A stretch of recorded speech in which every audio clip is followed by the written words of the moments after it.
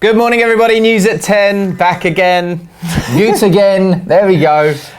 Welcome. If this is the first time you've watched the show, then every single weekday morning at 10 a.m. we are talking about the big stories in football, looking at how the press are reporting them and seeing what they're saying for themselves and then giving our opinion along the way. And we want to hear from you guys as well. So join us every single morning, every weekday morning at 10 a.m. by hitting that notification bell. Do it right now. Do it this second. It's a 10-minute video. High tempo stuff, Sam. If you've been watching this, did you like the intro, right? Yeah. We worked on that very hard, slaved until 5 in the morning to make this better for you. Yes. Hopefully you enjoyed it, right? So if you're watching live, then get involved with the 3 topics that we're going to be talking about. Well, 4 topics really. The Eni Aluko story, the difficult day that the FA had yesterday, and calls that the main guys in the FA need to be let go. We're going to talk about Jack Wilshere and his comments defending the cojones, the hottest word in football right now. And Sam from United People's TV is going to let us know about Man United and Chelsea and everything that happened yesterday in the Champions League. But let's start off with the biggest story on all of the back pages of the British press this morning. Eni Aluko, her day being sort of questioned, and the FA being sort of highly scrutinised in a meeting with the DCMS. So if you don't know what that is, that's the Digital Media Culture of Sport Department. It's a department of English government where they look over the culture and sport in particular, and some parts of the media as well. And what they were looking into was an allegation that Eni Aluko had made that Mark Sampson, the England manager. Eni Aluko is a female footballer who's played for England many times. She's a striker, and claiming that Mark Sampson had made racist comments to her. We won't get into those comments, but the big problem here was that the FA essentially was trying to cover this, trying to put it to one side and trying to clear Mark Sampson, basically get away with difficult press. And so there was an initial inquiry which was done by Dan Ashworth, who's one of the main guys, one of the main directors at the FA, and it was leaning towards finding a way to make Mark Sampson be cleared of it. Eni Aluko's name was dragged through the mud during this entire thing. It seemed quite clear that the inquiry wasn't strong enough, and Eni Aluko's is a professional footballer but has spent a lot of time working for a law firm, was pretty switched on with this, and was able to get a second inquiry which was done by a woman called Catherine Newton, where they then saw quite clearly that racist remarks were made. So yesterday the FA, Greg Clark, Martin Glenn and Dan Ashworth had to sit in front of the DCMS and were questioned, and it was essentially one of the most embarrassing days, I think, for the FA in a very, very long time. We'll go to the comments in a second, so let's know your thoughts on it. But they did issue an apology through gritted teeth. Well, they had to, right? They had to, but it was kind of going, but he's not a racist and he's not a bully and all these things, instead of making a clear and genuine apology to Eni Aluko and the way that it was sorted out. The other thing was Greg Clark, who's the main man at the FA. When initially the second inquiry was brought to him, there was an email that he sent back saying, why does this concern me? Right. So the big thing in the papers, The Guardian and The Telegraph, Daniel Taylor, firstly, I just want to read the kind of end comments for both of those guys. Because I think it's quite interesting, because often you get the conclusion of those kind of articles in that. So at the end of what was an embarrassing day for them, where they were put to the sword, and it was quite clear that they hadn't been doing their jobs properly, and there were claims of institutional racism and that was put to Eni Aluko. She said that no, that's not right. But what there does seem to be is discrimination and not a process in place to do the right things at the right time, regardless of if that works out for the FA or not.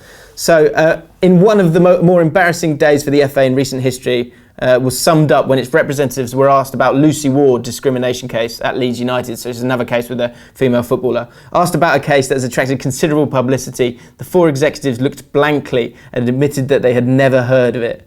When was that? Greg Clark, the main man of the FA, said. And finally, Paul Hayward, his final comment on it, which is a great article in The Telegraph, being quite scathing essentially on the FA. FA is saying this kind of institutional chaos is dangerous. It allows people in positions of responsibility to damage the lives of others and then disappear into bureaucratic fog. The FA's hiding days are over. I hope that is the case.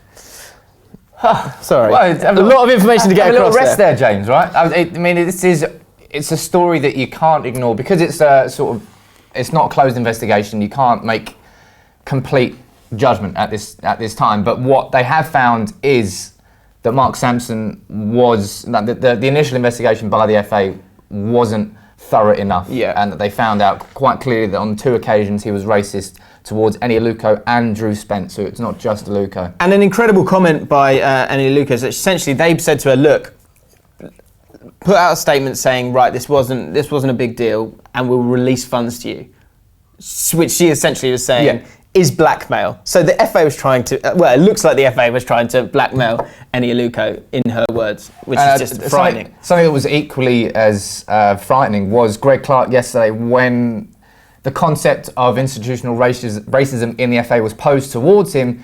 He described it as fluff.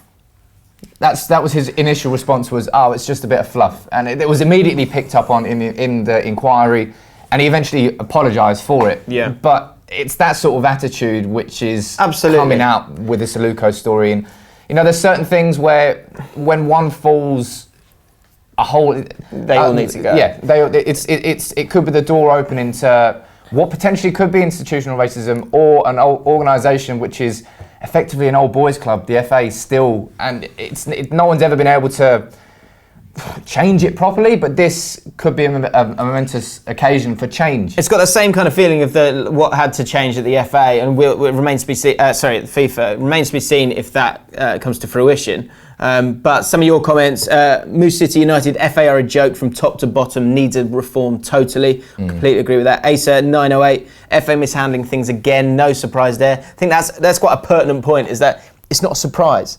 That's something that ain't right. And so from now on, there needs to be transparency in what they do. And anyone who's going to take a top job at the FA, just do the right thing. Have a conscience and do the right thing, and you'll be fine.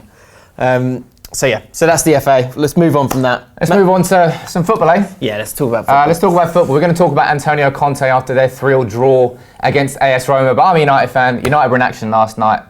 Another win, a 1-0 win against Benfica. If you didn't watch the game, it might look like a very clean-cut result, but Manchester United were pretty poor for the second game in succession. But we played 12 games this season. We've got 10 wins, we've got 2 draws, and we've got no losses and 9 clean sheets.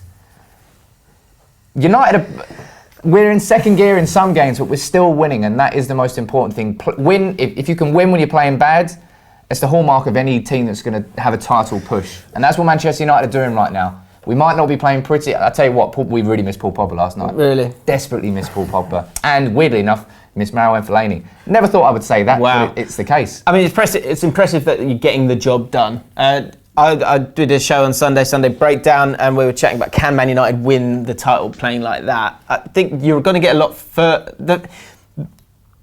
All the titles obviously aren't decided right now. They're going to be decided in May. So if you can hang in there when you do have a few injuries, then that's impressive stuff, isn't it?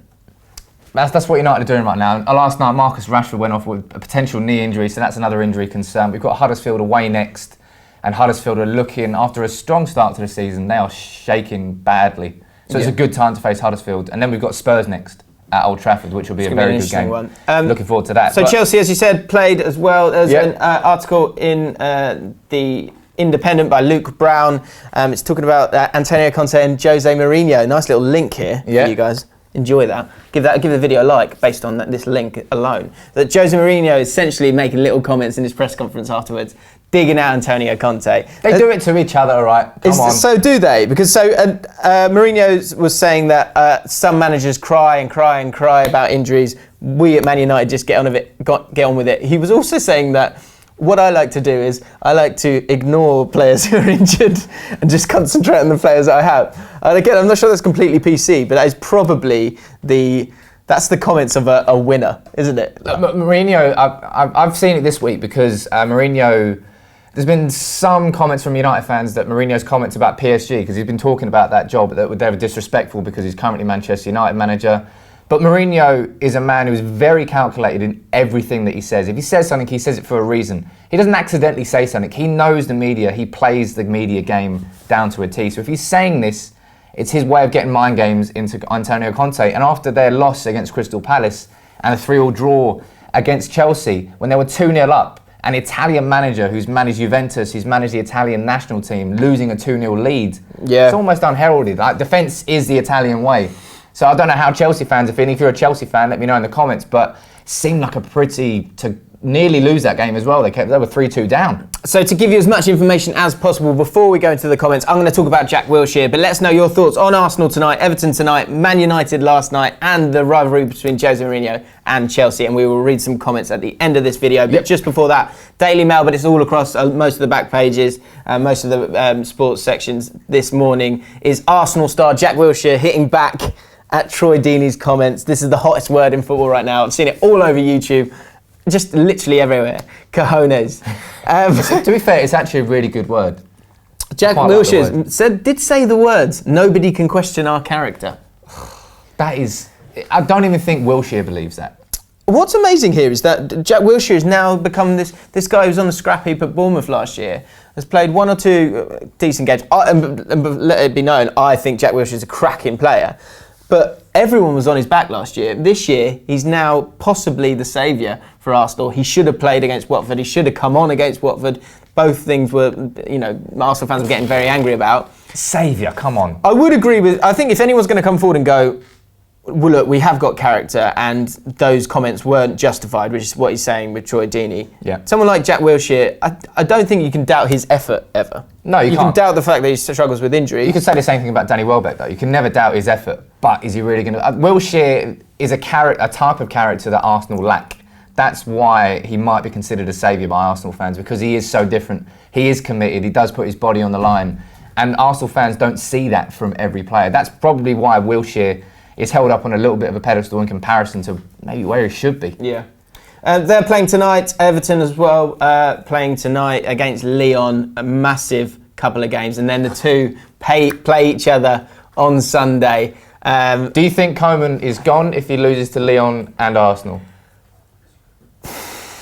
I think it's going to be very, very tough. If they get battered in both of those games, that means they're essentially out of the Europa League. I mean, Arsenal don't have an easy... Arsenal are away to Red Star Belgrade, which is going to be one of the most intimidating atmospheres they ever play in. Yeah. I think that'll only get you so far. I'd be surprised if Arsenal don't win the game today. Lyon is a different prospect, I think, so it's going to be a difficult one. But yeah, let us know your thoughts. Let us know your predictions for the game in the comments below. Let's look at your comments. There you go. G-Civ2 saying Wilshere being seen as a saviour shows how far Arsenal have fallen. I think it's just it's a lack of characters in the dressing room, and someone like that really does stand out. And I think that's probably why Wilshere is if he is going to be a saviour, that's what it is. Adam Lee, if you don't lose and don't concede and you're proper shits to play against, you will win things no matter how you play. I bloody hate United and I hate them more when they're annoying to play. I think that's a compliment. Yeah, I'm not sure. Asa908 called you out twice today. Congratulations. Sacking last year's title-winning manager is a joke. It's been 10 games into the season. Yeah, I don't think anyone's expecting that. What else we got? But Chelsea are making a slightly bad habit of winning the title and then having a pretty bad year following that. Mourinho did it, got sacked after he was in 8th position. Chelsea, it's weird, they lost against Burnley at the start, then they went through a really good run of games, and then they lost against the only team that hadn't scored in the Football League, and then they threw away a 2-0 lead at home against Roma. I think steady on, Sam. I don't think it's that bad. Just no, it's not. Players out. It's not that in bad. Disarray. It's a troubling situation, but it's far from a crisis. Fair enough. Adam Lee, is Wilshere the saviour because he's the only one that gets the club? No matter his ability, he's Arsenal through and through. That's a very, very good point. Maybe they need a few more players who at least put forward the feeling that they know what matters. Yeah. Transfer Zone, Arsenal should show on it on pitch rather than on social media. Yeah, they got the chance to do it tonight. Will they do it? What's your predictions? Let me know in the comments below. Yep. So that's your lot today from the world of the press. We hope you enjoyed it. If you have enjoyed it, then join us again every weekday at 10 a.m. Hit that notification bell. Soon to come is the One for the Weekend podcast. We'll be previewing all the weekend's action with Rory from Chelsea Fan TV, so we're going to be talking more about Chelsea. So make sure you join us for that Friday, 10 a.m. But until then, we'll see you later.